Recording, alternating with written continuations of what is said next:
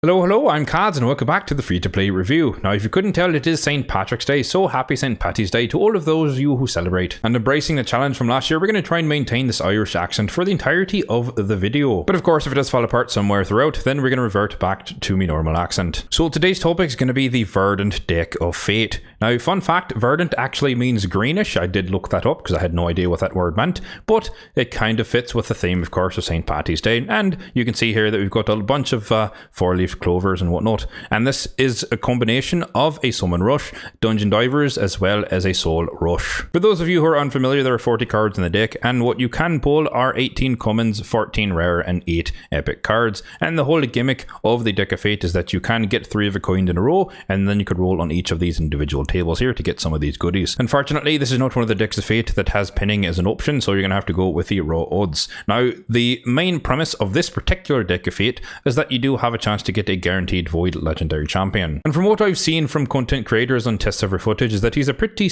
decent nuker. He can hit pretty hard with the A2 here, as particularly if you do, or I guess it requires that you do have a pretty massive shield on him to do so, but luckily he does bring that shield in his own kit here on the A3, proportional to his defense, which I believe it's on par with Helikath, to think of a similar type of sizing for the shield. And he also gives himself counterattack, which does synergize fairly well with the relatively hard-hitting A1 that can grow the shield. We've kind of seen that ability before. It is hard capped though at 10k, and it can also place block revive on an enemy if this A1 happens to kill an enemy. So it's kind of like another Phenaxy type champion, although it's only a single hitter. From what I've seen, I think he's a pretty solid A tier champion. He's not S tier, he's not B tier. He could be serviceable, but is he worth the cost? So let's dive into that. Now, if we scroll a bit down here in the rewards, you can see that we have the Dungeon Divers aspect of it. We have the Summon Rush aspect as well as the Soul Rush aspect. And unfortunately, this is a pretty brutal one in terms of the costs being increased overall, but let's hop over to the spreadsheet and take a look at that in a little bit more detail. So for starters, the Dungeon Divers aspect, which is not going to be the main source of your points,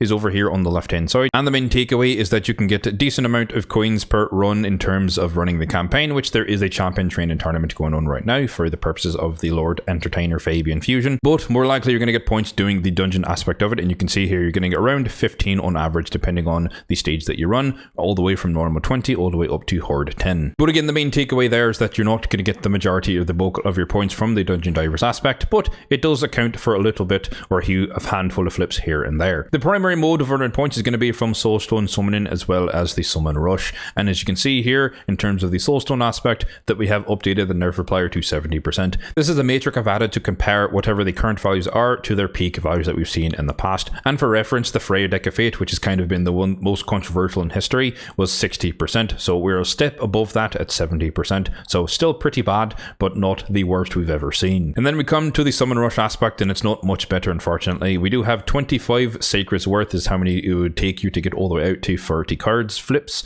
62 on the primals, 136 on the voids, which is a lot more expensive than a standard void guaranteed. That's around 110 for the last that we've seen, 364 in the ancients, and then of course, if you wanted to, and if you have them, 40,000 mystery shards. So from the free-to-play perspective, this is probably not the best time to be investing your resources. There's no boosted rates in terms of shards. It's not a 2x. Granted, there is a progressive chance event for lots of St. Patty's Day themed legendaries like Grand Oak and a Shamrock and whatnot, but that's about it. There's also no boosted rates unlike the Soulstone summoning aspect of it either. And as we covered, the Summon Rush and Soul Rush aspects are a lot more expensive than we've seen it in the past. On top of the guaranteed champion not being one of the best you can get, he's not bad by any metrics, and so I don't think he's not someone that you're really going to be hoping for out of your shard pulls. And so with that in mind, if you might have guessed, my plan here is a full skip of the Verdant Deck of Fate. I have no intention of participating in this one. I don't really like how expensive it is, and I'm not really that fussed about the champion in his own right. My formal recommendation is that if you want to participate, feel free, of course, play how you want to play, as I always say, but I don't think that this particular iteration of the Deck of Fate is worth your resources. And so that brings us to the end of the free-to-play review for the Verdant Deck of Fate. Let me know in the comment section down below if you're going to be participating in this Deck of Fate with your shards and or your soul stones. And for fun, feel free to give me accent rating on a scale from 1 to 10, with 1 being absolutely American and 10 being Dubkex approved. As always, if you did find the video helpful, then be sure to hit the like button down below, and feel free to hit that subscribe button down below if you're enjoying the content overall on the channel or you're a fan of Irish accents. Thanks for watching and have a good one.